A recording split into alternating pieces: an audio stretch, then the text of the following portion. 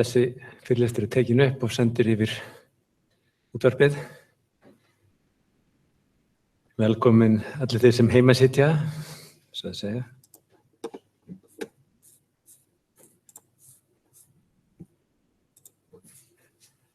Eins og ég sagði, ég heiti Magnús og kem til að kenna þennan fyrirlestur, kenna þetta námskeið.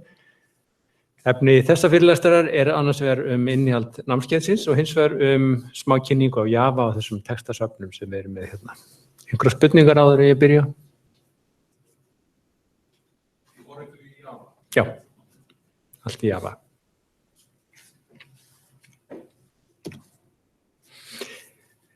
Nafnið námskeiðinu gefur til kynna að þetta fjallar reiknirit. Reiknirit íslenskt nafn á því fyrirbæri sem við köllum algorithm. Stundum hefur verið þýtt á íslensku sem algrím eða algoritmi, algorismi.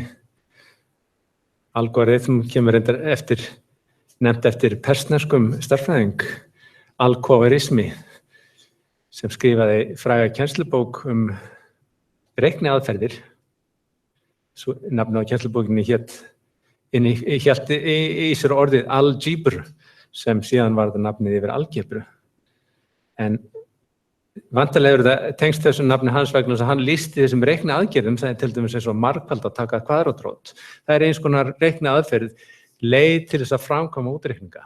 Og reiknirit jú svona uppskrift af því hvernig við leysum hluti í tölvu. Og við komum til með að skoða ýmiss konar reiknirit og líka kynnast ýmsum gagnagrindum. Sumar hafði séð áður en margar ekki. Og við reynum að líka kynnast í hvernig við nýtum þetta. Námskeið byggir ofan á gagnaskipan. Það sumt sem reyndar sameiginlegt. Ég hafa séð þar stafla, forgangsbiðraðir, tvíleitartré, tætitöflur, einhverju umfjöllun röðun til að mynda mergesort, big O, rithátt og almennt forritun. En segi við byggjum ofan að og sérlega fókusin hérna á það sé ekki bara nóg að leysa það einhvern veginn heldur hvaða skilvirkni ná út úr því. Þá annars vegar með því að meta það með því að mæla tíma sem það tekur og hins vegar með því að meta það á pappír og sjá hvernig það breytist eftir því sem stærðin og inntækinu vex. Og til þess getum við notum við oft alla stærðfræði til þess að framkvæma þessa greiningu og talningu. En við byggjum ofan á gagnskipuna þannig að allt sem við lærðum þar mjög nauðsynlegt í það sem við komum til að gera og við förum frekar dýpra og kannski aðeins hraðar. Að vissu leyti getur þetta orðið dálítið meira abstrakt að því leyti til að við förum að fjarlægjast aðeins þessu útfærslu í kóða og tala lausn á verkefnum og almenns eðlis, reiknirit án þess að vera beinleinis í kóða, þó við leysum allt mestu leyti í Java hérna, þá getum við líka fjallað það óháð því hvernig það nákvæmlega sett fram í konkrétt forritunarmáli. Og svo mismunur náttúrulega svo að við komum til að forrita hérna, en það allt saman í Java sem verður þá einhver leyti nýtt fyrir okkur. En góðu fréttirnar það að þetta mun minna stökk eins og heldur en hljómar.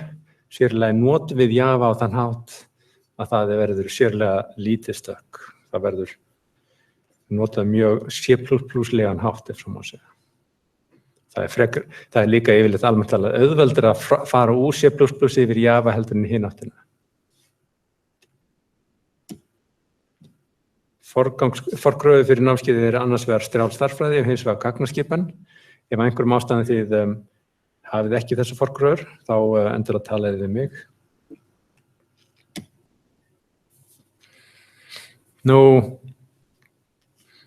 Þetta alltaf vinsæl slæða, hvernig gefið fyrir í námskeiðinu. Og það annars vegar verkefni, hins vegar próf. Og það tvenns konar verkefni, annars vegar forritunarverkefni, þau 5 og hins vegar minni verkefni sem þær vikur sem ekki þessi forritunarverkefni.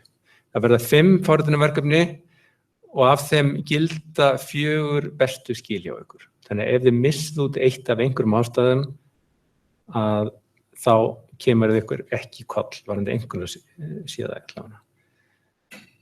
Það hins vegar gott að hafa í huga að þetta bara þessi eini kostur, þannig að ekki nýta þennan, byrja á því að sleppa fyrsta verkefninu, að því þið hefði alltaf meira að gera seinna heldur en í upphafi. Skilafrestir verða alltaf á föstudögum, á miðnætti, nema þetta fyrsta litla verkefni sem á að skila í þessari viku, því skilað á sunnudaginn. Varðandi sein skil, þá leyfum við það alltaf 2 dögum eftir tíman, en það eins og dregin frá 1 heill fyrir hvern dag sem fram yfir. Ég hins vegar hef þá reglu að gefa 1 dag yfir önnuna, svona bón ókeypis. Sem sagt þið megi skila einu verkefni einu degi of seint, án þess að þið eru dregin niður fyrir það.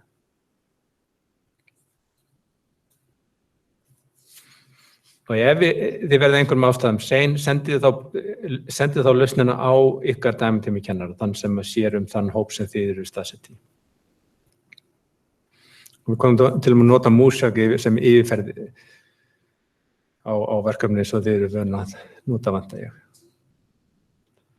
Minni verkefnin eru þá akkurat í þeim vikum sem ekki eru þessi stærri verkefni, þau líka skila föstudögum, það eru þá 7 sett og af þeim dugur rauninni 5, þannig að 5 bestu gild þarna, 3% hvert.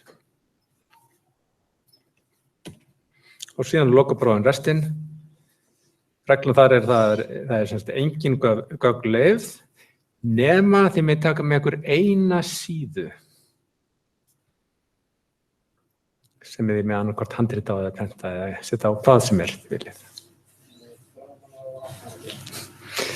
Ég fæ alltaf þessa spurningu, já, þið með nota báðar síður, báðar megin.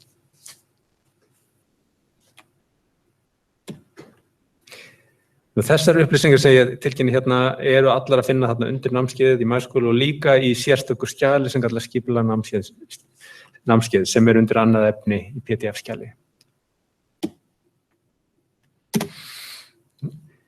Þessi fyrirlestur er tekin upp núna, hann er semst á Google Hangouts eða Google Plus og þið getið fundið þar líka eldri upptökur. Þannig að þið getið fylgst með þessu annar staðar eða vísaði þetta seinna.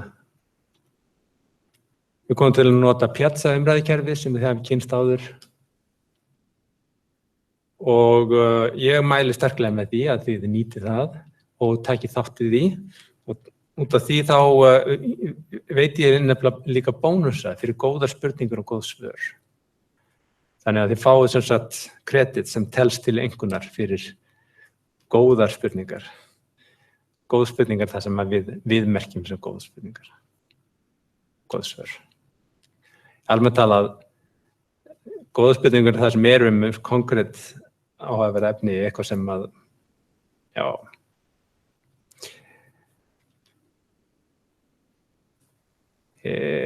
Það er undar eitthvað sem þarf stundum að læra kannski, það er að átt að sjá hvað eru góðar spurningar. Við höfum settu smá skjal sem inniheldur svona frequently answered questions varðandi þetta. Lykilatriði er að spyrja ákveðna hluti, það þarf að vera einhver ljós spurning í því og það þarf að helst almenns eðlis, ekki bara snúum einhvern veginn ykkar lausn eða ykkar kóða. Og það eru töluvert þjálfun í því að æfa sig í að svara, þannig að því að það má editera svarið við hinum, þá getur rauninni fleiri en einn fengið bónus fyrir gott svar. Þetta námskeið er enda til líka á vefnum í Coursera, því að höfundur kennslubókarinnar, þeir hafa sett upp rauninni sama námskeiði, næstum því sama námskeið, sem er þar og fyrir suma getur það nýst vel sem hjálparefni.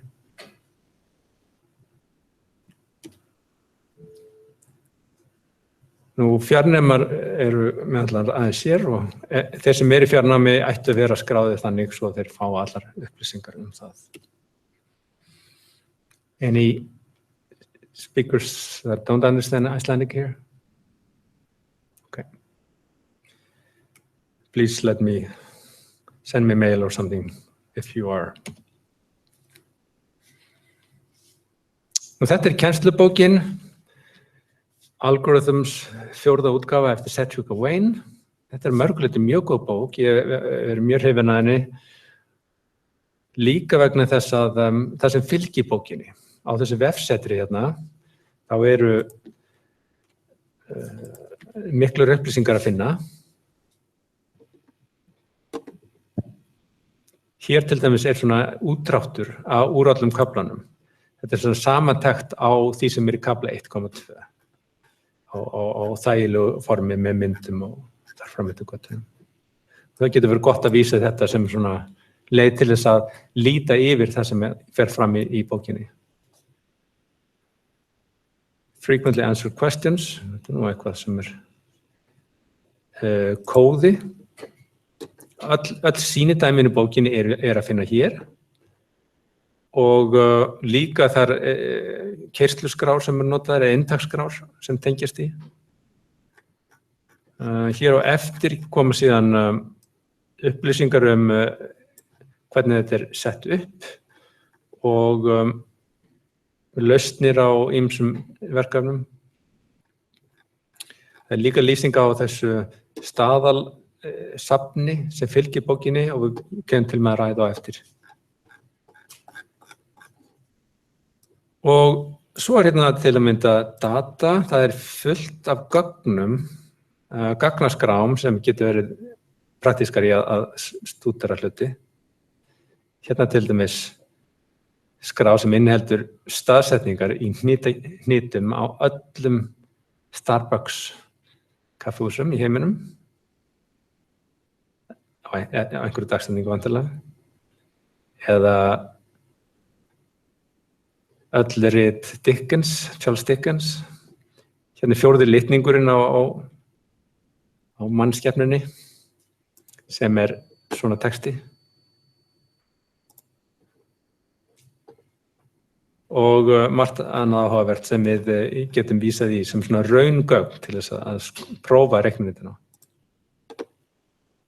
Errata, villulisti, cheat sheet, já, þetta áhugavert.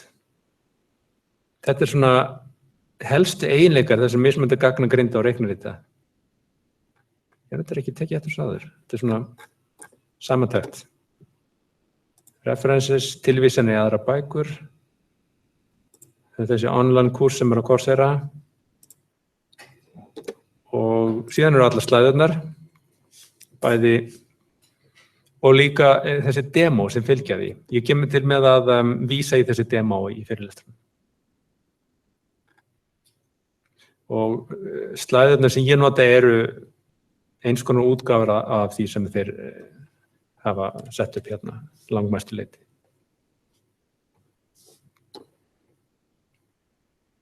Ok. Ég held að þetta sé mjög gott skipulag, við getum verið mjög ánægð með hvernig þetta svona sett upp. Og hérna svo skipulagið á námskeiðinu í heildina. Það sem sagt ákveðið, ég geti séð hvað þið komið til með að gera í 10. fyrirlestri. Hvað nú að gerast hérna?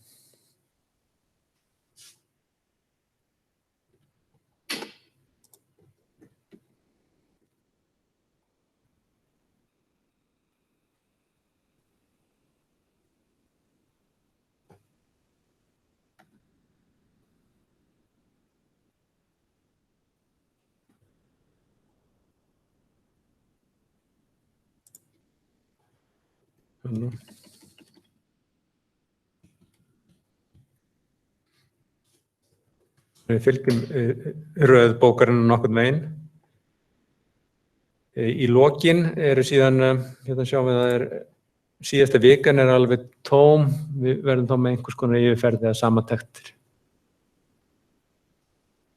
Og hérna sjáum við líka þessi verkefni, stærri verkefni aðra hverja viku og minni verkefni síðan að hinum vikunar.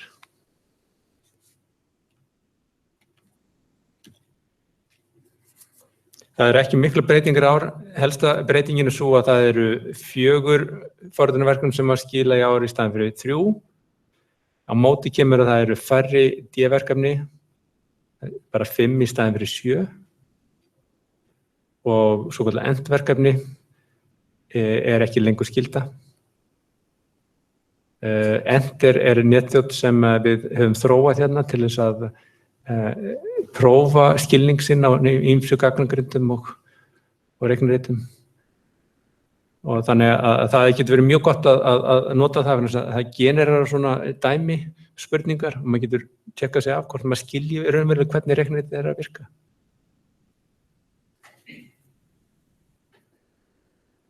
Helsti kosturinn hérna er kannski sá að það er komið breytt verkefni, það er að segja þetta fyrsta skilaverkefni hér er annað heldur en það sem er í ár, það sem er í fyrra. Það sem er í fyrra var það sem að fólki þótti einna erfiðast og óljósast eitthvað. Þannig að við höfum skiptið út fyrir mun auð skiljanlegra verkefni.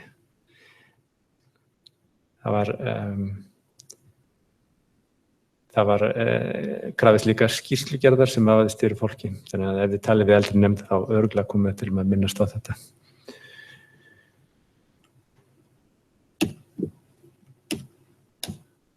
En efnislega séð þá er það svo til eins. Þetta er síðan annað mál sem er mikilvægt að taka fram.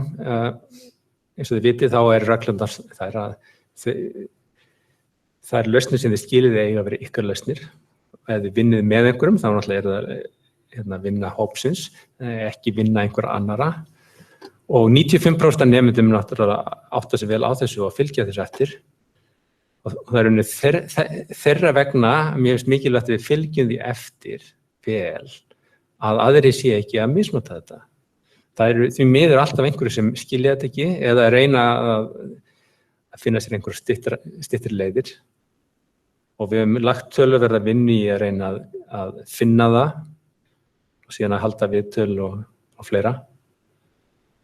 Þannig að því verður fylgt eftir áfram.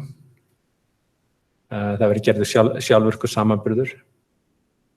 Það er kannski mikilvægast að fólk skilji, sko. Það er náttúrulega kannski augljósast að það er það að bara grípa eitthvað af vefnum, finnst einhvers staðar og senda það inn er augljóslega ekki gild lausn. En það er kannski aðeins augljósara, ekki alveg eins augljóst þegar að það eru kannski nokkur hópar sem er eitthvað að vinna og svo sér maður, já, þetta er nokkuð sami kóði hjá öllum. Þá er eitthvað dularfullt að gerast. En það er ekki alveg eins clear cut hvað það sé. Þið ættu að reyna að vinna saman, að mínu mati, endilega að tala við hvort annað, en þegar það kemur að því að leysa verkefni þar sem að koma þið niður í kóða, þá á kóðin að vera ykkar lausn. Ok, og ef það er eitthvað óljóst með það, þá endilega bara ræða það.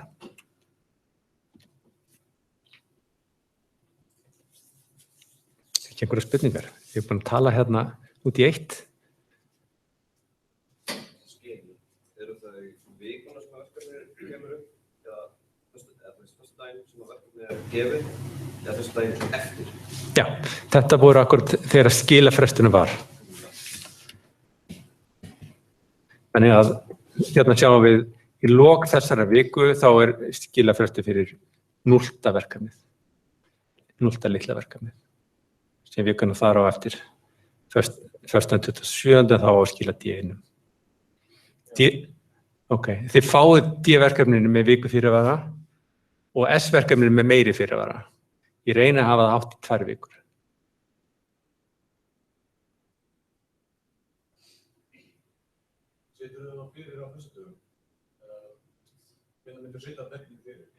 Já, ég reyni að gera það þannig, já, akkurat.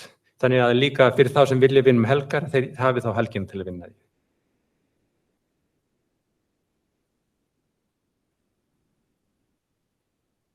Yes. Já. Já, öllum verkefnum nema eitt forritunarverkefni þarf að vera þetta eigið. Þú verður einstaklingur í einu verkefni. Þú mátt vera með öðrum í öllum verkefnum. Nei, en telur ekki sem verkefni, nei.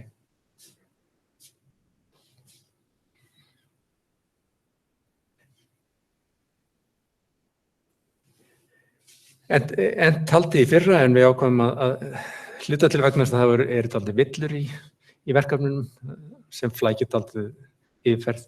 Við mælum með því að þið æfið ykkur eða tekkið á því, sko, hvort þið skilji ekki hlutuna rétt. En við komum ekki til að fylgjast með því.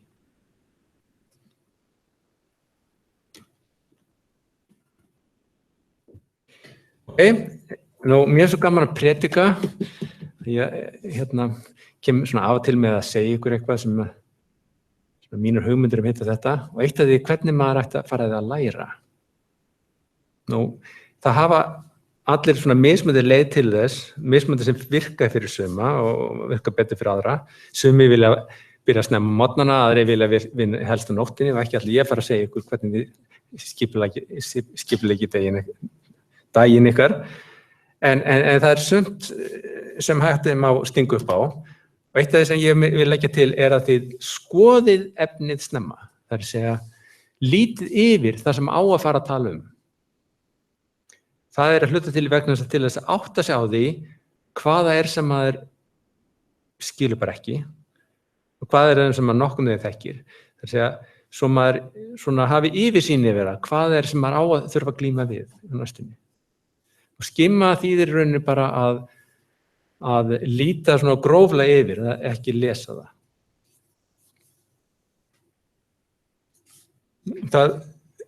Þá líka hefur maður betri tilfinningu fyrir því, sko, hvað er mikil framöndan, hvað er þetta mikil pakki sem ég er að fara að setjast inn í. Þetta tengist líka þessum verkefnagerð. Þið hefur örugglega heyrt frá mörgum það sem er að segja, sko, ok, byrjaði verkefninu snemma. Af hverju er það? Það er vegna þess að sérstaklega stærri verkefni, það er nær útilokað að alla bara gera þau bara sér svona, bara einni nóttu. Það er vegna þess að heilin einfaldlega þarf ákveðin tíma til að melta það. Maður þarf að rekast aðeins á og finna þá lausnir í kringum það og þar kom ekki þegar maður er bara einn að nóttu, þú veist, að reyna að klára hlutuna fyrir miðnætti. En þetta er, ég stingu upp á þessu sérstaklega hérna svona, að lesa lýsinguna sem fyrst.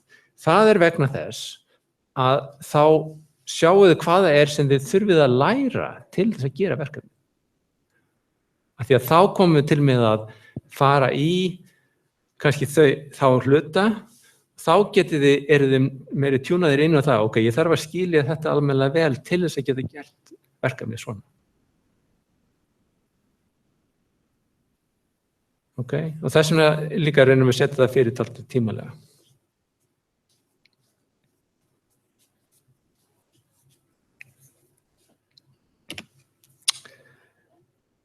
Notaðu tíman í tímanum. Ef þið ákveða að koma í tíma, þá er að gera að nýta þá. Mér er svo sem sama ef þið viljið gera eitthvað annað, bara það truflið ekki aðra þá. En það er gott að við huga að, þú veist, ef maður ætlar að reyna að gera marga hluti í einu, þá hefur maður ekki einbyttinu fyrir það sem er einn hlut. Og ef maður er með einhverju glukku að opna eða einhverju spjalli eða með þetta og hitt, það einfaldlega tekur frá það sem maður getur fókusur. Það er líka, mín leið er þú, að mér finnst langbest þegar ég er einhverju fyrirlestum þar sem ég get tekið þátt að einhverju leyti. Það er kannski erfitt í stórum hópum að taka beina þátt með því að tala mikið, því ekki náttúrulega reynda. Ég hvet ykkur til að spyrja spurninga eða segja eitthvað. En maður getur samt reynt að vera virkur með því að gera eitthvað, til að mynda krota niður, setja niður einhverja punkta. Bara það að reyna að skrifa eitthvað niður, það nýtir einhvern hluta af heilanum sem maður annars myndi ekki virkja.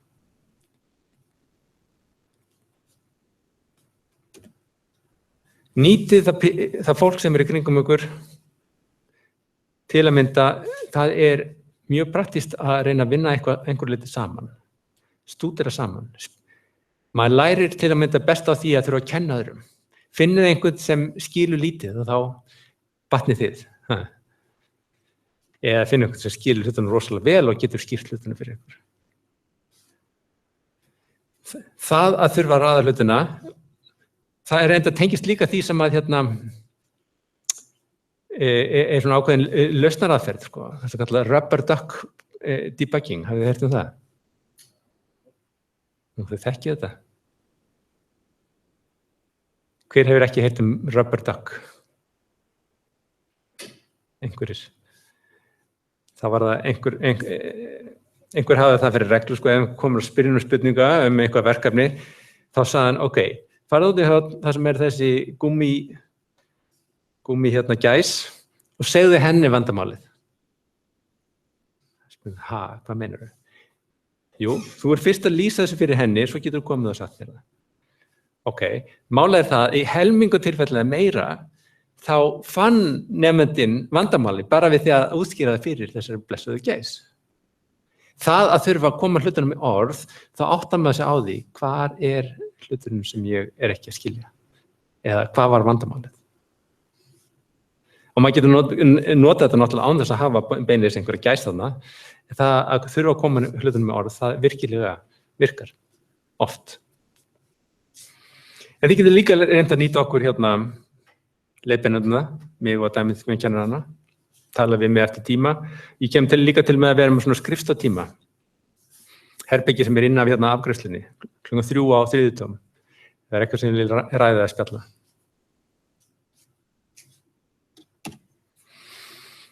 Ok, vil ég tegja þessu úr ykkur? Nei. Allt að nota tíman. Ég vil brjóta hlutinu upp þannig að þið fáið í staðan fyrir að hafa svona langa fyrirlestra. Ég vil frekar hafa það, þið verða náttúrulega langir, já, en í staðan fyrir að tala lengi í einu þá betra að brjóta hlutinu aðeins upp. Maður þarf að gefa sér tími í eitthvað annað.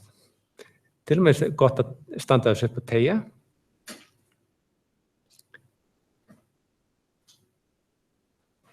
Eða taka sér einbeitingarpásu. Jógatíma, já, það væri hugmynd. Hvaða stöðu vil ég byrja á?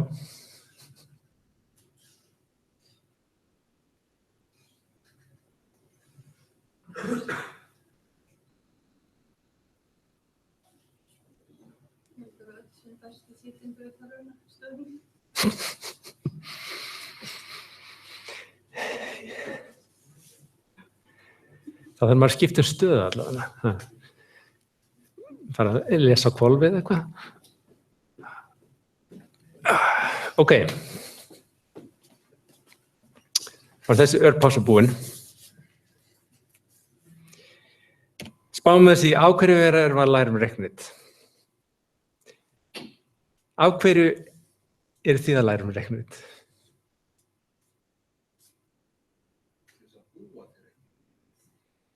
Til þess að búa til reiknit, já. Af hverju er að læra að búa til reiknit?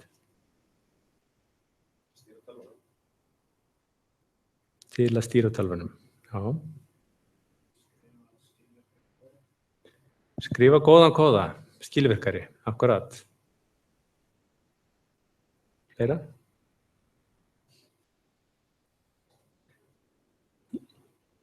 Ég held að vera reyndar afgerandi svar sem ég bjóst við að fá fyrst. Af hverju eru þið að læra reiknit?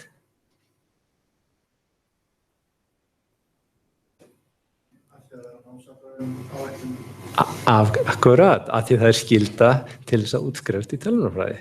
Ok. En það var náttúrulega ekki með fram spurningin, af hverju er það skylda að taka námskeið í reiknit? Þá kom þessi svör okkar við hérna. Af því maður skrifar til að geta gert betur kóða. Eitthvað fleira? Já, hugmyndin svo, það allir sammála það, þetta algjörlega nauðsynlegt fyrir alla sem vilja verða tölvunarfræðingar. Þetta maður segja, vélin í þeim forritum sem við komum til með að skrifa. Það hægt að vera forritari sem skilur ekki hvernig vélin virkar. Ef maður skrifa svona viðmótskóða til dæmis. En megna virkilega áhugaverður í forritun snýst oftar en ekki að ná þeirri skilvirkni sem nauðsynleg til þess að koma hlutunum í verk. Og í nær öllu sem að þið sinnið eða jafnvel þegar þið eru bara að nota iPod spilara, þá eru það að nota reiknirit sem liggja þarna bak við þetta, sem umbreyta hljóði yfir í bita og tilbaka aftur.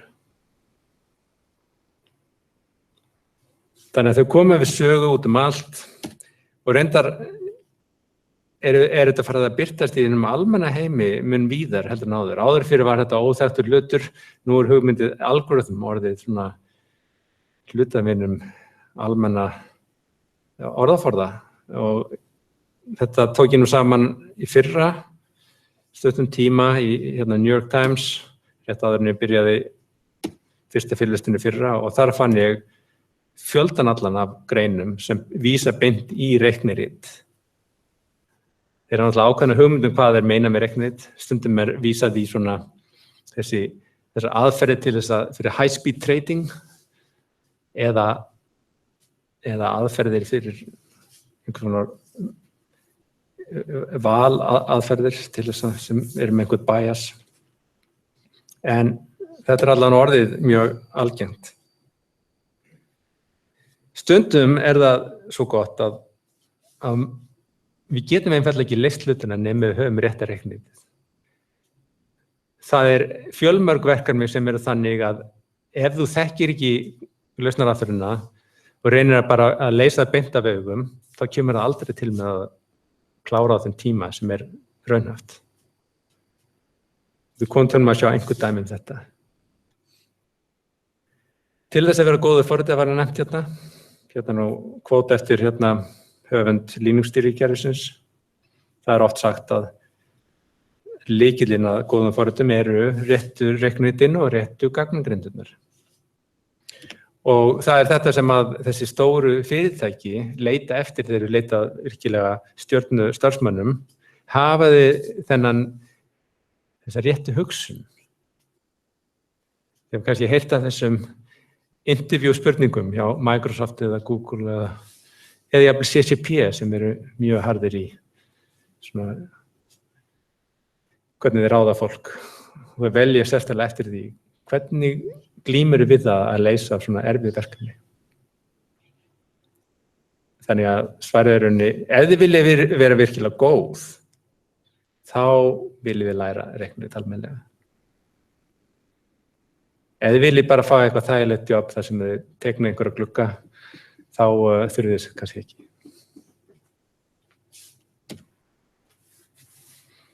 Hérna ein ástæða. Vísindin í dag hafa fast meira úr því að vera, má segja, hefðbundin formúluvísindi, þar sem gengur út að finna réttu formúlurnar og reikna úr þeim, yfir að það verða að ganga út á aðferðirnar, reikniaðferðirnar sem eru reikniritinu. Þannig í staðinn fyrir formúlur þá eru komin reikniformúlur eða reikniaðferðir, reiknirit, sem skilgreinir hvernig heimurinn að virka. Og þetta sá heimur sem þið komið til með að vinna í og starfa. Margt óleyst eftir, sérstaklega sem snýr að virkni heilans.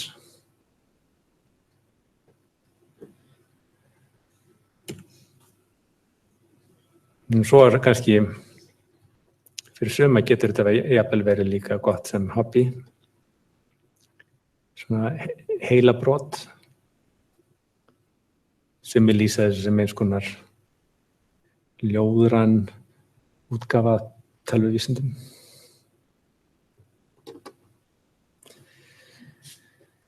En ég vona að þetta séu svona einhver leyti þokkalega ástæður fyrir að stúdentaregnið. Ég allavega þess fullviss að þetta sé virkilega það sem þið þurfið og þess vegna finnst mér mjög mikilvægt að þið lærið þetta vel og ég vona þá til að ég geti komið sér nægilega vel á framfæri. Vil ég taka pásu? 5 mínútur. Svo fyrir að skoða Java.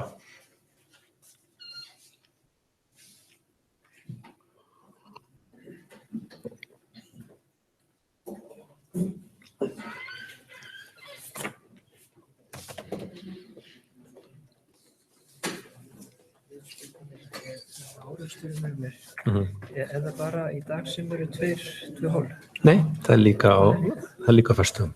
Hvenær er hérna? Hann er hérna undan klukkan 9. Skrítið, sko, við séum með því.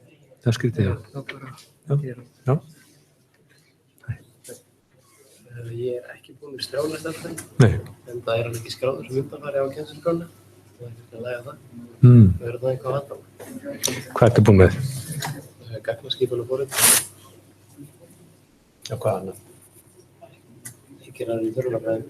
Ekkert annað. Nei, ég er í sálfræði. Tölvunarstærðfræði? Nei, ég er í sálfræði. Sálfræði? Já, ok. Ég er að það verður sem getur ekki gerðið þetta.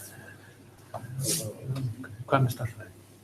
Stærðfræði, ég er útskrifaður á náttúrufræðibraut, þannig að það er búið 503 og það tók ég líka áfanga í stærðfræði sem ég veit ekki það sé nóg við tók þetta. Það fer nú langlega, sko. Já, já. Það er ekki mikið sem við þurfum beinilni, sko. Það er samt svona talning aðalega. Og talning annars verður eins og net.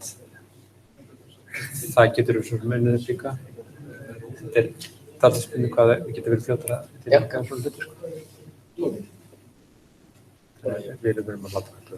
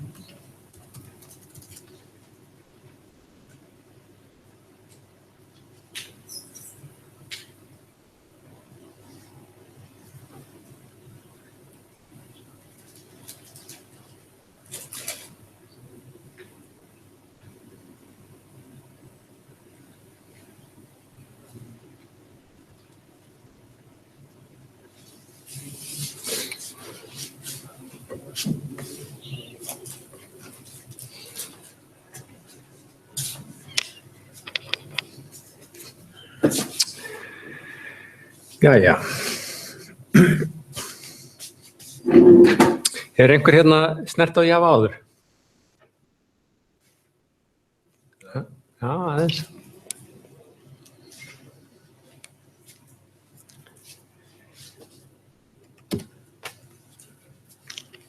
Java sem sagt eins og þið vitið náttúrulega eitt af algengustu málum á markaðnum í dag. Mjög margt sem gert í þeim bæði í server-side og client-side. Það hefur líka þann eiginleika kosti að því að það eru svona tiltölulega nýlegt mál og byggir á nýlegum konseptum að það hefur mikið af eiginleikur sem komið veg fyrir mistök. Til að mynda, þægilegasti eiginleikinn sá að það notar sjálfvirka ruslasöfnun. Þegar búið til hluti, þá þurfum við ekki að eyða þeim með delete eins og í C++.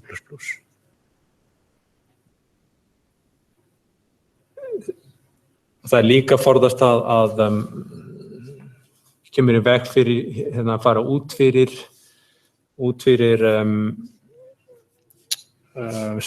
fylki og ýmislegt fleira. Og bendar eru þar einfaldari heldur en í C++.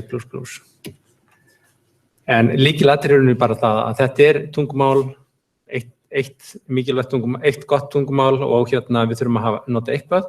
Þetta það tungumál sem bókin skrifuð í, hún ekki til í öðrum útgáfum og hinn valkostunni hefur finna einhver allt aðra bók. Þannig að sérstaklega vegna þess að þeir gera þetta, notkun á Java hérna mjög C++-leg, eins og ég nefndi, sem gerir þetta mjög þægilegt að færa okkur yfir í Java hérna.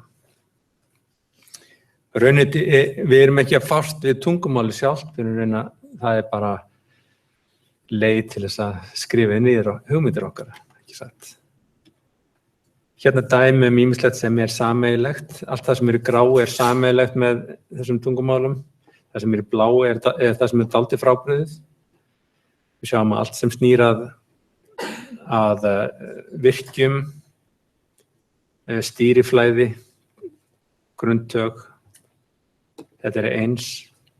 Strengir eru öðruvísi þar. Strengir sérgagnadag, sérklasi og þeir eru líka óbreytanlegir, þannig að þeir eru búin að búa til strengin einu sinni, þá getur ekki breytt stafi inn í strengnum lengur. Ef það að breyta einhverju þá verður að búa til nýtt eintak af því. Þetta kallast immutable gagnadag eða óbreytanlegt og þetta akkurat upp á öryggisafstæðan. Fylki eru eins, hins vegar vísum við í lengdunarfylki á annan hátt, það gildi hérna lengd sem gefur til kynna lengdunum á fylkinu. En forrit í Java eru klasar og hver klasi getur verið annarkvort gagnatag eða safn af kyrrlægum aðferðum. Gagnatag það sem við erum vön að hugsa sem klasa. Það til dæmis eitthvað eins og við viljum að halda utan dagsetningu og þá eru gögnin í hlutnum, það eru dagsetningi sjálf og síðan aðferði til þess að vísa í og jafnvel breyta þessum gögnum. Það aðgerðir sem framkvæmdar á þetta gagnatag. Og klasi skilgreinir annars vegar breyturnar, þau gögn sem haldið utan í hlutnum, aðferðirnar sem virkja á hlutin og smiði til þess að búa til nýja hluti og uppöfstilla. Og þetta ætti ekki að koma neitt vera mjög nýtt. Hinn möguleikinn sá að þetta sé rauninni safn af kyrrlægum aðferðum. Hvað mennum við með því? Hérna dæmi sem eins og í C++, sem stærðfræðisafnið. Til að vísa í þessar hornafræði aðgerðir eða kvadratrót, þá köllum við í aðgerðir sem tilhærið þessum klasa math. Og að því að það eru statík eða kyrrlægar, þá vísum við það með því að gefa upp nafnið á klasunum og síðan nafnið á aðferðinni. Þannig að við þurfum ekki neitt hlut af tiny math, heldur vísum beint í klasan. Og í þessum Í dag ætlum við að skoða dæmi um fleiri svona klasasöfn. En hérna dæmi um einfaldan klasa sem gagnatag. Þetta á sem sagt að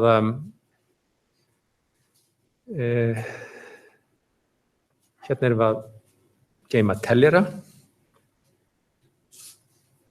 Þannig að hluturinn sem sagt teljari, hluturinn hefur annars vegar nafn og hins vegar hefur hann ákveðið gildi sem gildið á teljaranum. Og síðan höfum við þessa aðferðir, við höfum til dæmis aðferð til þess að ná í gildið í teljaranum, tally, við höfum aðferð til þess að hækka teljaran. Það getur engin leið til að lækka teljaran, vegna þess að teljarar eru vilt eitthvað sem að bara bætist við. Við höfum hérna sérstaka aðferð sem heitir toString og þetta eitthvað sem þið rekist á aftur vegna þess að hver einasti hlutur, hver einasti klasi í Java svarar þessar aðferð, toString. Þetta leið til þess að taka hlutinn og umbreyta honum yfir í streng til þess að prenta út til dæmis.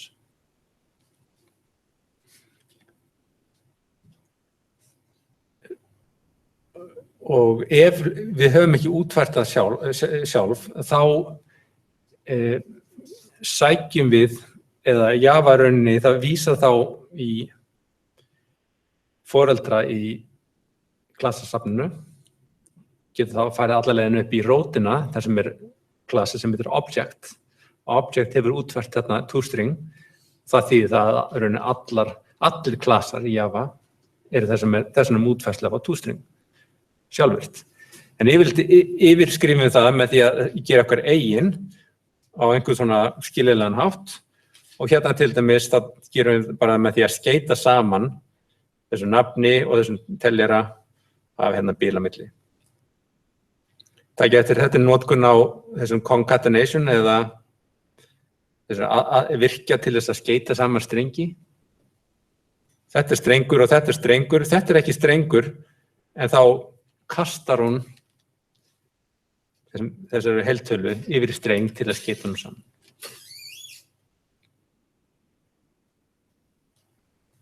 Hvað sjáum fleira hérna? Við erum hérna með smið, hann tekur inn nafn og gefur hlutnum þá þetta nafn, þetta gildi.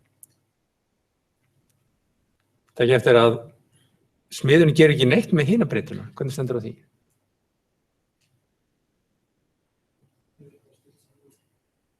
Hún uppafstilt þannig 0, já. Þetta einn eiginleiki í Java, aftur til þess að koma í veg fyrir mistök. Allar breytur eru uppastiltar þegar þær eru búnar til, allar. Þannig að það ekki þörf á því að framkvæma það. Og þar með talið fylki til að mynda. Hvað sjáum við hérna fleira? Eitthvað sem þið þekkið ekki eða skiljið ekki?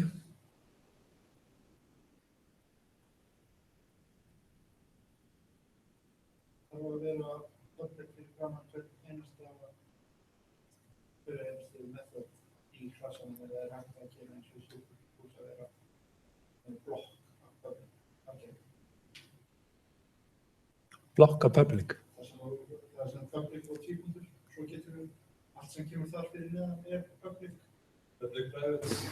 Já, ég skil, já. Nei, ég kannast ekki við það hér. Ég held að þú verður að hafa það fyrir hvernig það gerð. Já. Þeir eru öll gagnatögin í Java static. Og notið dynamics. Getur við breytt gagnatögin eftir það? Getur bútið var í með tala sem breytir niður í string og svo í Python. Ok, ég heldur sér að tala generics eins og í C++ eða ekki, svona template. Já, það ekki beinlínis svona taga breytir sem þú getur bara að vísa því fram og tilbaka, en þú getur skrifa kóða þar sem að tagið parameter í kóðanum. Og þannig getur þá til að mynda, við komum til að sjá í næsta tíma, þannig við ætlum að vinna með stafla útfærum stafla og við viljum hafa staflan gildi bæði fyrir stafla af heiltölum og stafla af strengjum og stafla af þessu af hinnu í staðinn fyrir að vera mismunandi útfærslur. Og þá eru rauninni parametrar í útfærslunni sem segir til tagið. Og þegar við ætlum þá að búa til ákveðin stafla, þá segja ok, ég vil fá stafla af taginu int.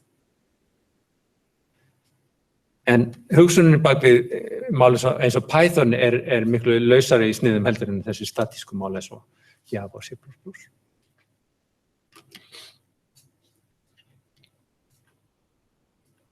Ok, flott, eitthvað annað? Skulle vera samgræðar í tústum. Ha? Skulle vera samgræðar í tústum. Já, góður punktur hérna. Hérna sjáum við bara heads og hérna sjáum við bara tails og hún segir okkur það að það þá sjálfvirt kastað yfir í toString. Já, bara sem við forritað það með að það leitra toString skipum eða það verið að kalla á texta. Já, sko, í fyrsta lagi þá sjáum við að því að það er verið að nota hérna plus, að þá sjálfvirt þá reynir hún að varpa þessu yfir í streng. Og Java-raunin veit það að toString-fallið er akkurat til þess að varpa hluti yfir í streng. Listi af þessum staðar sem að já, þetta er ýmissa reglur að gera þessum toString með þessum sækling upplýsingar. Sjálfsagt, ég man ekki eftir neinu öðru. Jú, við mættum að rekast á eitthvað annað eins og hashcode, en það er ekki sem þurfið alveg að næstunni.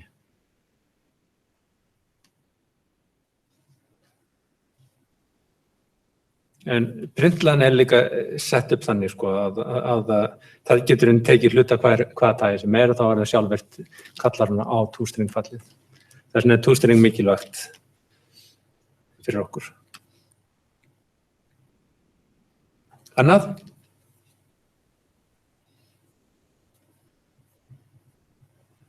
Hvað táknar þetta hérna?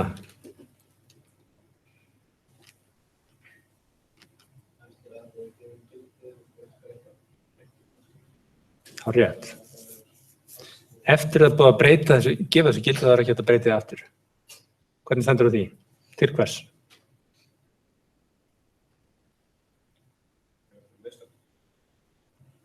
Komið í veg fyrir mistök, já. Þú vilt rauninni setja þetta þannig að ofta að gögn sem verða til þau sé ekki breytt. Og sérstaklega ef þú ert með einhverja hluti, þú vilt ekki að notendur hlutuna fara allt í einu að breyta þeim einhvern nátt. Eða einhverju sem erfa frá hlutnum fara að breyta skilgreininguna af því. Og þess vegna er mjög góð regla að ef þetta er fyrirbæri sem á að geta breytast neitt, þá merkjum þessu slíkt. Final.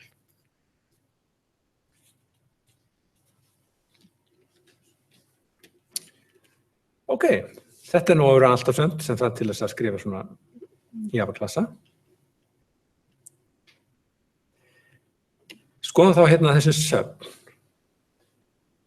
Þessi söfn eru hugsuð til þess að vera eitthvað sem er samnýtanlegt af mörgum forritum. Við erum með einhvern notanda eða client sem allar að nýta sér söfni til að framkoma til dæmis einhverja reikninga hérna. Og ætlum að nota þetta fall hérna Gauss við phi sem er skilgreint í klasanum Gaussian.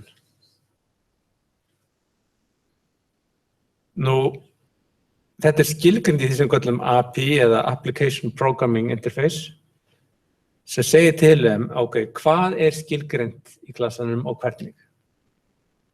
Við lítum þess að samning á milli annars vegar notandans og hins vegar útfærslunar. Útfærslan segir til rauninni, ok, hvernig á þetta að vera gert. API skilningu bara hvað er boðið upp á.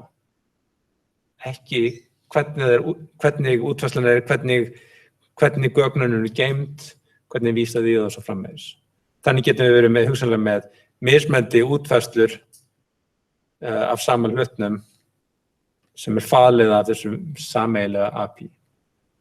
Þetta er lykil hugmynd í þeirri tegundaforritum sem við komum til að gera.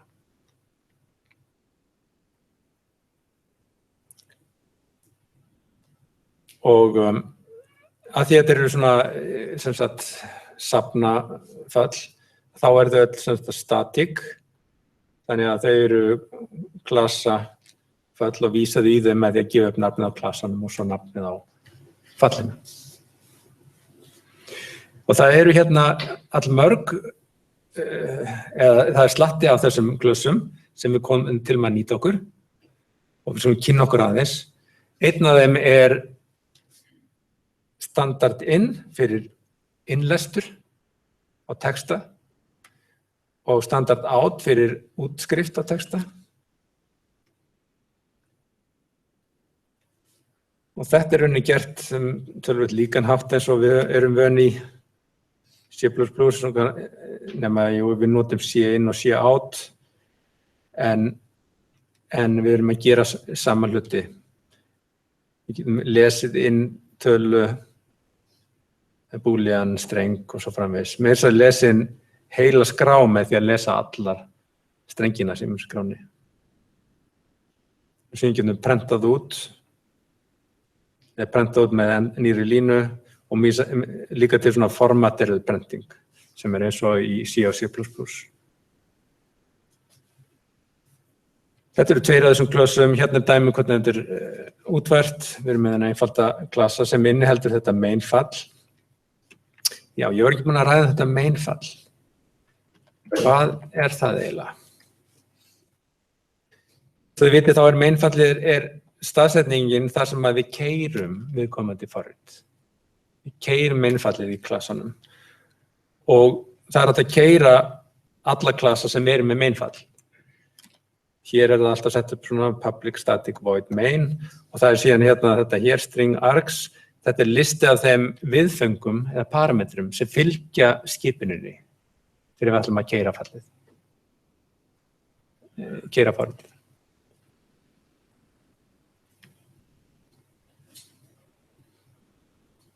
Nú, reglan verður síðan svo að vera alltaf með main-fall í öllum klössum sem við búum til.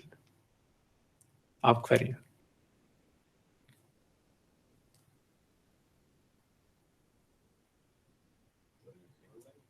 Fyrir ekki? Svo sé hægt að gera það, já. Já.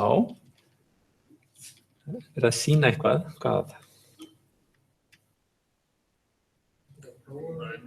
Prófa. Nei, ég meina, ef aðrir nota þennan klassa, þá vísa þeir ekkert í þetta main-fall. Þannig að þetta er ekki þannig initialisering að þessi nauðsynlegt til þess að nota restina af klassum. Þetta er meira eins og þú starfst upp að hana, prófa. Þetta er ég líti á þessum tvennt. Annars vegar það að svo maður segja dokumentera á vissan hátt, hvernig komum til að nota klassan? Dæmum það. Og hins vegar er þetta líka prófun. Hvernig þetta test client og svona tegund, við hugsum þess svo að fyrir hvernig einsta klassa erum við þessu unit test. Prófum virknina á þessum klassa og sýnum það þarna í þessum main-falli. Og eftir því sem það breytist, þá er það hægt að bara keyra það til þess að sjá hvort það allt sína þá í virka eins og það á að vera. Þú myndi gera bæði data type og library type á klassu? Nei, yfirleitt er það bara annað hvort. En það er það bara í rauninni main-falli sem er static í data type.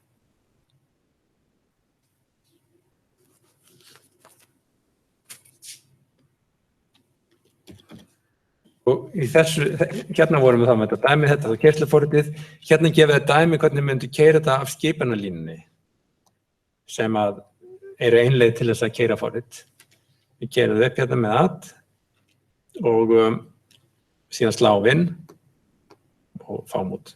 Þannig að readint og síðan printline. Hvað fleira? Teikni forrit hérna. Það er mjög skemmtilegt viðmót og mjög einfalt leið til þess að framkoma teikninga í þessu kerfi hérna. Einfallega bara köllum á til að mynda circle, standard draw.circle með viðkomandi breytum og þá kemur gluggi sem inniheldur þannan hring. Ef einhver ykkur hafa séð hvernig forrit í Java eru gerð sem ekki nota þetta safn, þá var það miklu meira umhendis. Það byggist upp á því að við þurfum að búa til hann að glugga og setja síðan einhver ramma inn í glugganum og við þurfum að skilgreina hitt og þetta og við erum strax komið með 2 blaðsíður af kóða bara til þess að fara að setja upp það sem þarf að gera sem við viljum fá fram. Þetta er mjög einfald leið til þess að gera þetta. Ég ætla aðeins að sýna ykkur fleira hérna. Standard random. Þetta er safn til þess að búa til slembibreytur.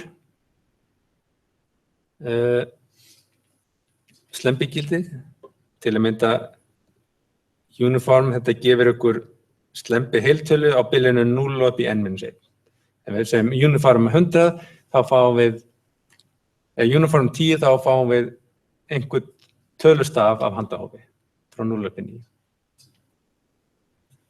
Við getum gefið líka tölu af handahófi sem er rauntala á einhverjum bili og síðan eru aðra breytur sem við kannski notum til að nota minna.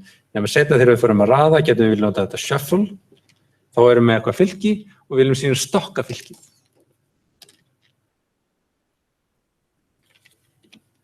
Þetta er annað safn sem við líka komum til að nota núna mjög fljótlega. Þetta er til að gera einfalda tölfræði á fylki. Við erum með fylki af svona fleitutölum.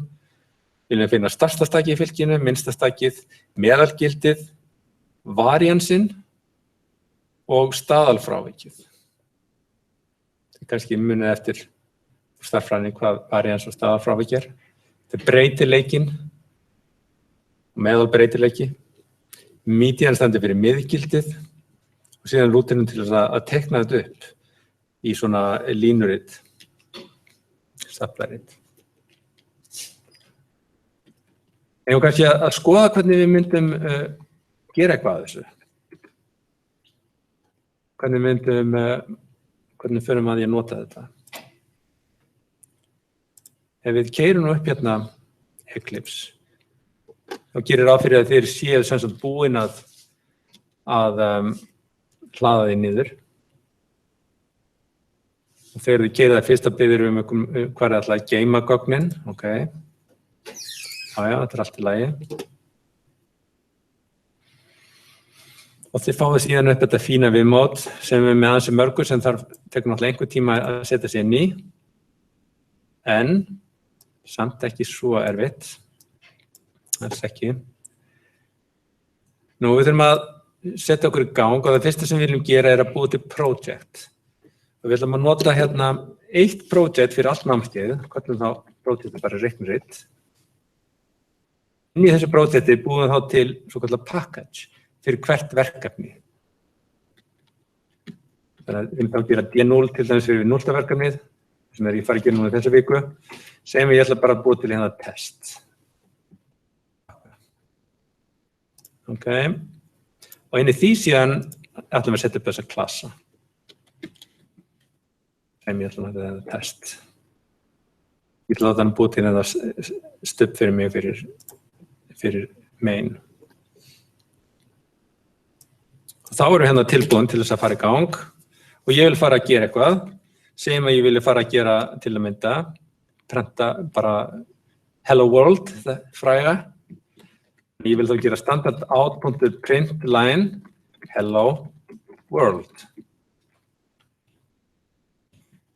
En Getur þú zoomað aðeins? Já. Góður punktur. Hvernig fer ég nú að því?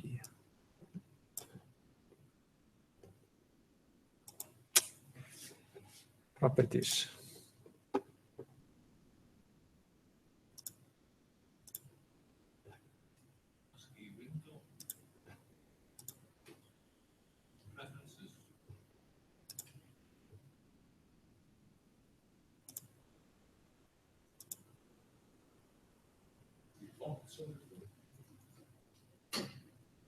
Kemur það fram?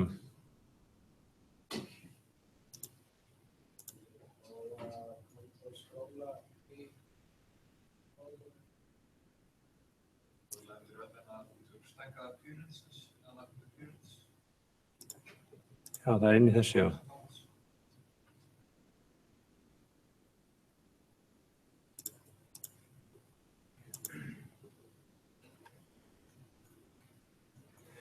Þetta ætti nú að vera einfaldara að stilla þetta. Þetta bara halda.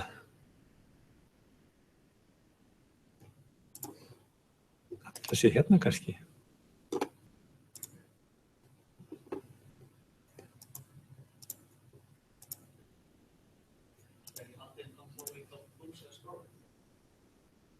Hvað er Ctrl plus?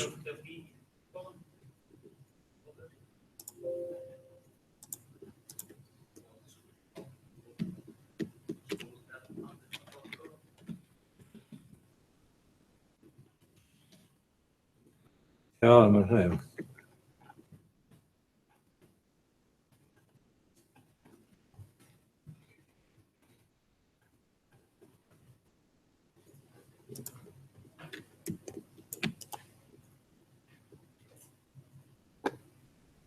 Heyrðu, ég verði veist að reyna að læra þetta einhvern veginn. Þetta er náttúrulega mjög góður punktur. Ég hef einhvern tíðan lært þetta en ég man bara ekki.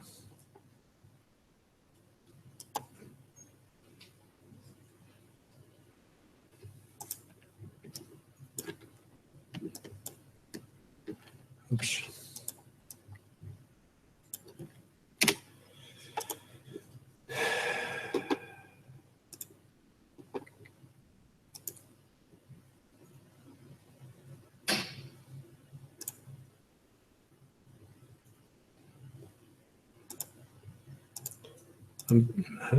Þetta ætti ekki vera svo flókið.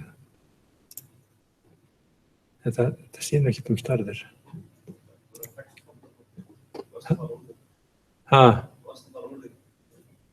Var það?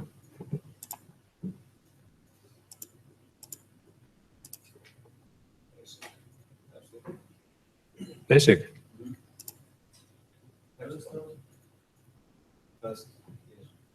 Þetta næsta?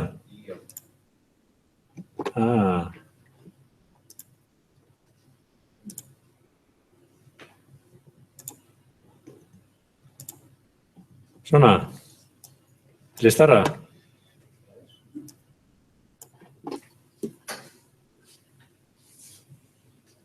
All right.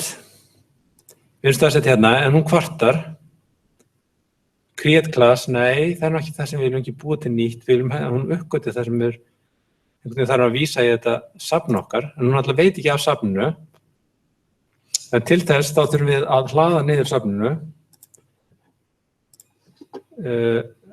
Og það er hérna á þessari síðu, hérna undir code, þar sem voru útskýringu varðandi uppsetningu, fyrir neðan þetta hér. Þessi standard input output library, og það er þetta alx4.jar sem við þurfum að setja inn á réttan stað. Og keep, já. Það er komið hér. Hvar vil ég hafa það? Já, ég ætla nú að gera það með því að búa til hérna möppu sem heitir libs.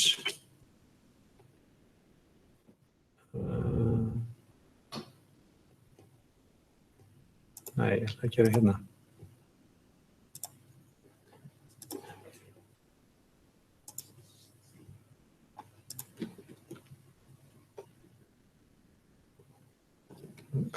Libsjón. Og inn í þessum möppu ætla ég að færa þetta skjal. Alright, þá er það komið þarna undir.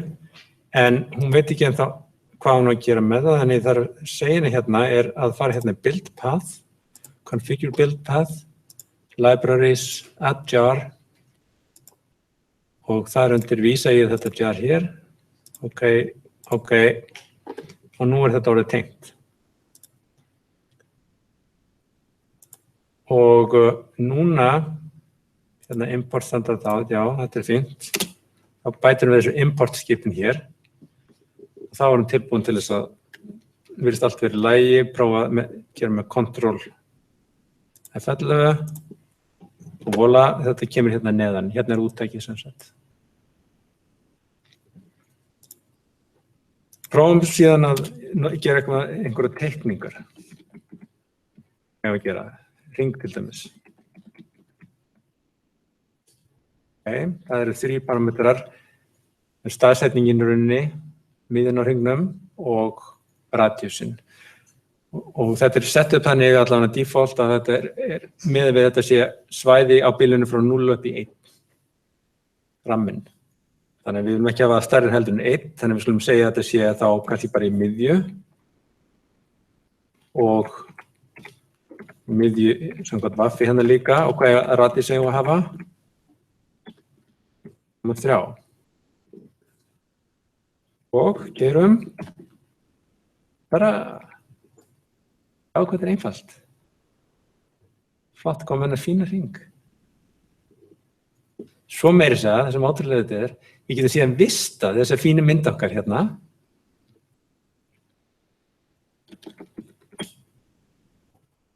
Og núna það til sem JPEG-skrá. Myndin okkar.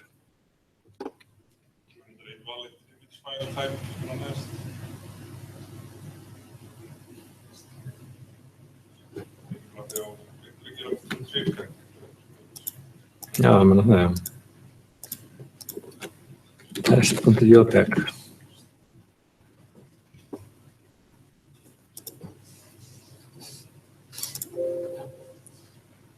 Sko, þarna hún. Til standardverkefni sem á sem virkni á þetta? Eru til, ertu að spyrja? Ég bara veit það ekki. Það sjálfsagt einhverju hafi gert það, en það allavega ekki almennt notað, nei. Hvað getum við fleiri vilja gera?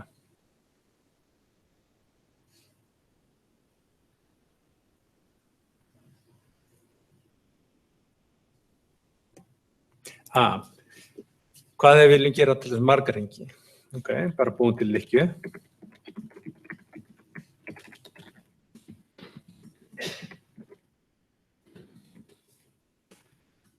En það leiðilegt að tegna sama hringinn aftur og aftur. Hvað gerum við þá?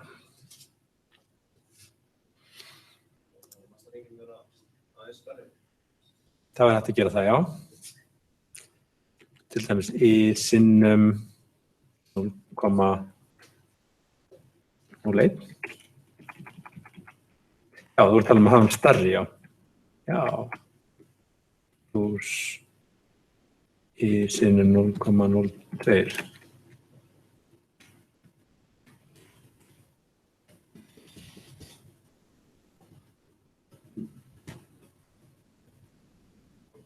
Í hérna, af því að þú með 0,5 sem 1,5. Yes, akkurat. Fram aftur. Sko. Þetta kannski. Standard library með sockets. AFC client.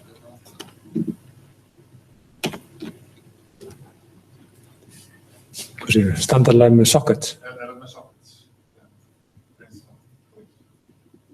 Hvað er sockets?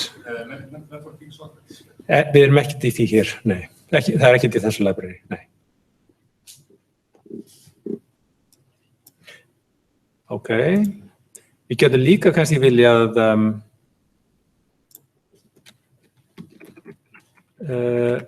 með að gera eitthvað handahófi?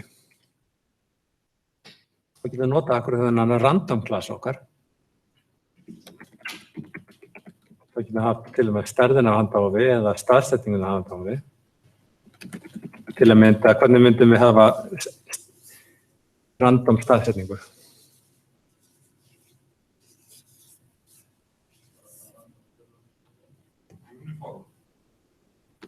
Já, rifjum með þessu upp hérna kannski. Hvernig var þessi random klassi? Þetta byrjum heiltölu, það er að byrjum tölu á einhverju sviði.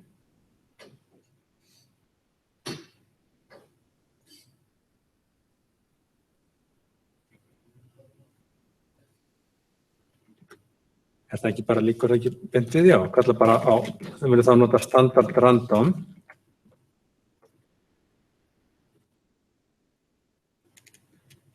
Uniform á bílinu 0 upp í 1, hvernig verður það?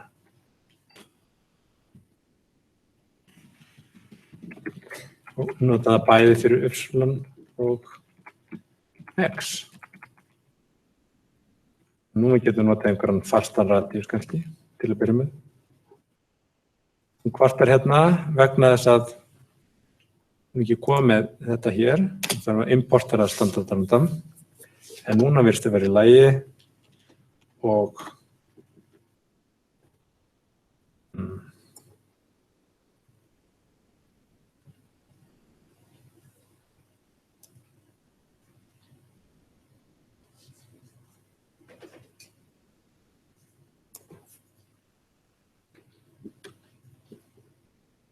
þetta ekki alveg virkað finnst mér.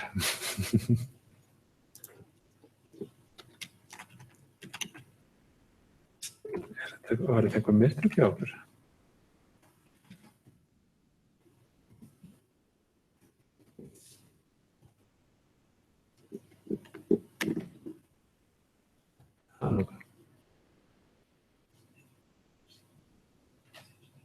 Þarna komur ekki til, út allt. Svo er þetta að breyta, hvað er þetta að gera hérna? Filled circle til dæmis. Og þá koma þeir svona fylltir. En þá er kannski leiðilegt að þeir eru allir svartir, ef ekki að þá breytum lit. Já, það er til þessi skipum sem heitir set pen color. Set pen color. Og hún er ekki með í mismönd útgáfum.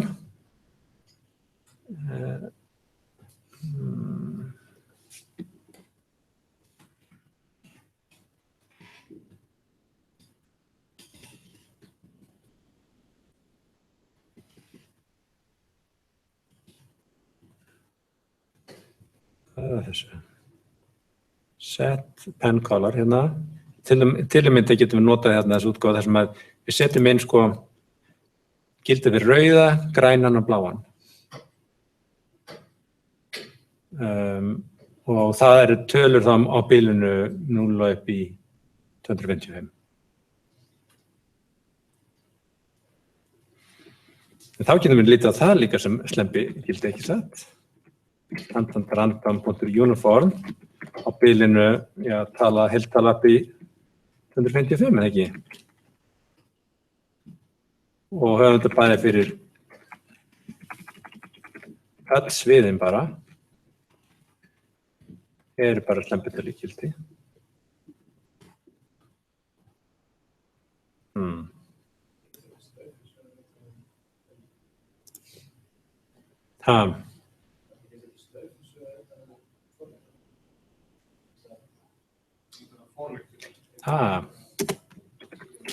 Rétt.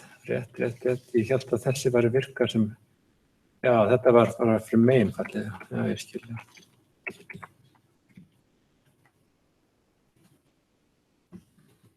Svona, já.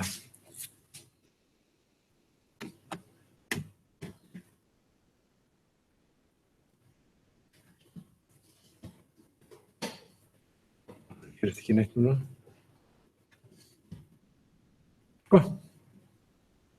Það er alltaf flottara hjá okkur. Svo þetta breyta stærðinni, svo er þetta ekki að hita þetta. Svo getum við halda áfram. Og það er verðlaun fyrir bestu listrænustu lausnina fyrir það sem vilja virkilega eyða tíma.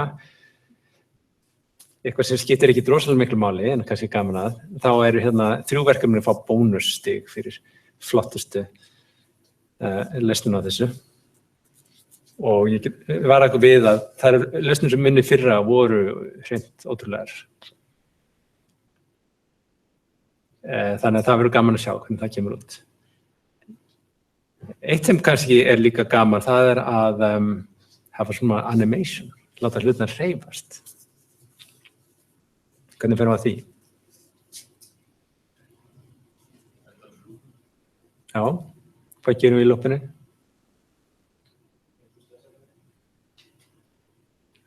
Breytum staðsetningunni. Akkurat. Hreinsum, færum okkur til, teiknum eitthvað nýtt og svo bíðum við smá þess. Og það akkurat hérna, eina af þessum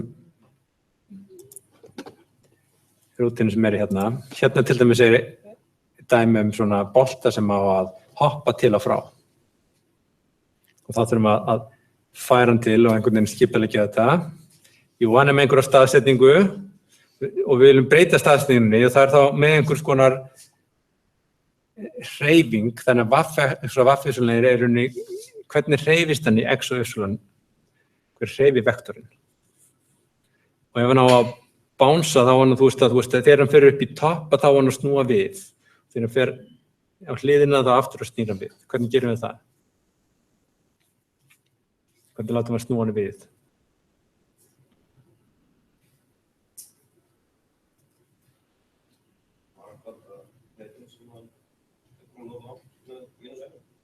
Já. Akkurat, þegar við erum að fara ef við erum að fara hérna upp, þá erum við þá breytist rauninni þetta verið úr jákvætt yfir í neikvætt. Upsilonbreyting yfir í neikvæð upsilonbreyting. Og öfugt, þegar við komum niður og ætlum að bánsa upp aftur, þá fer það úr neikvæð yfir í jákvætt. Þannig við þurfum bara að tekka þegar við komum niður í botninn, þá ætlum að breytum formerki.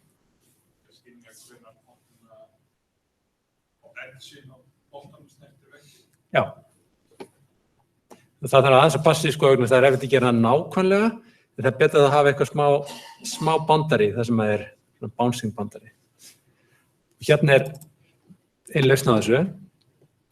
Þetta þessi innri líkja, þannig að þetta notar svo þegar að rauninni næsta hreyfing ætti að fara út fyrir ramman, þá breyti ég stefnu. Annarkvort eftir x-inu eða eftir y-inu. Síðan uppfæri ég hnitinn og teikna síðan gráan ferning, það allur ramminn, og síðan nýjan svartan bolta á þessum nýja stað. Síðan þessi skipin sjó, hún býður þá einhvern ákveðin tíma. Það er parametri sem segir til það. Þetta alltaf sömt sem þarf við þetta. Já, prófa þetta.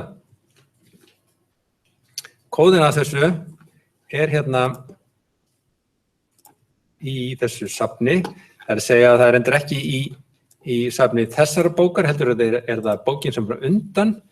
Hún með kynir svona innganga forritun og það líka kóði, meðal annars þessi bouncing ball kóði. Og við einfaldlega bara kópíum allan kóðan, förum inn í Eclipse, búum þar til nýja klassa.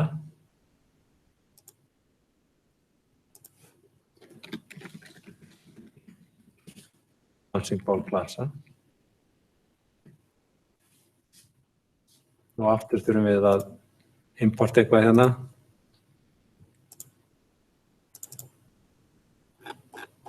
Til þess að þetta virki.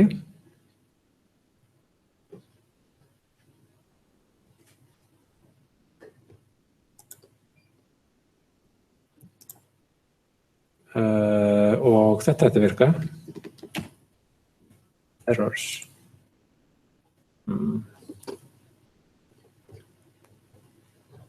Akkur er þetta eitthvað vesen? Voru ekki með svona einn áðan? Edu, Princeton, CS, Alx 4, Standard Pro. Já, akkurat, já, eitti því, já, það var mistakinn. Nú er hann ánægð. Rann. Gott. Þredding á þessu. Stiður þetta eitthvað að það getur verið með stand. Það var líkt að borða eitthvað svoleiðis til þess að breyta átt til dæmis. Þetta alltaf að gera einu fæði. Þú getur alveg náttúrulega sensað músina eða leikluborði, já.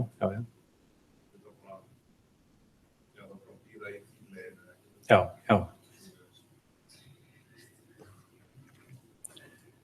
Og hérna myndi það vista þetta, þá bara fáum við hérna eitt snapshot, við fáum náttúrulega ekki þetta er þessi vídeó. En þetta er bara dæmi það hvað þið getur gert og ætti að gera eftir því sem við förum gegnum þennan kóða og sýnum okkur dæmi að þá getið hlaðið niður þessum forritum og keyrt þau og skoða hvað þessi test client að gera og þá sjáðu þið virknina. Það ætti að vera almennt regla að skoða virknina með því að þá setja inn einhverja parametra ef þarf vera á. Og það hægt að leika sér ýmislegt á þessum teikningum líka. Það er fullt frelsi lengi sem að við innrættum þetta. Hafið þið fullt hvað sér? Það er fullt frelsi í þessu verkefni. Já. Það gefið að þið eigið að hafa einn hring og eina línu og eitthvað fleira og texta og þið þurfa að breyta lítt og þurfa að gera þetta. En þar fyrir utan það getið þið gert hvað sem þið viljið. Það var gaman að gera einhver svona fraktal eða svona stjörnu eða kuðung eða eitthvað svona. Það er nú ekki mjög flókið.